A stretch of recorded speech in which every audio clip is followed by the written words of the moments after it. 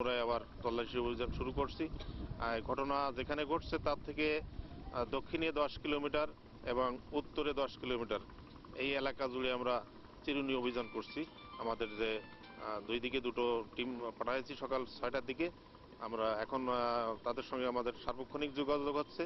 আমরা যখনই কোনো তথ্য পাবো তখন আপনাদের জানাতে পারবো। আপনাদের পাশাপাশি আর কারা কারা অংশগ্রহণ করছে অভিযানে? আপনারা জানেন যে গতকাল নৌবাহিনী কোস্ট গার্ড ছিল, তারা এখনো আছে, নদীতেই আছে।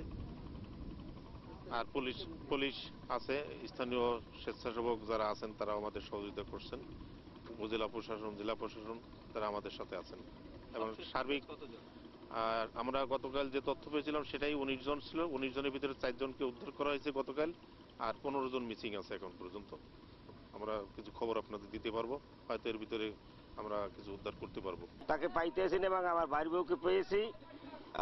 আমরা তার জন্য বহু খোঁজাখুঁজি করিও কোথাও কোনো সন্ধান মিলাইতে পারতেছি না। আমরা যদি লাশটা পাই আমরা ন্যূনতম একটু মানসিক সান্ত্বনা পাবো। আমার বাইসটা আসছিল মোড়লগঞ্জের এপারে আমার বোন বাড়ি যাইব, তাই ট্রলার ডুইবা দোনোজনের একজন পাওয়া গেছে, আমার মারে পাইছি, আমার বাইস্তারে পাইতে আসি না এখনো।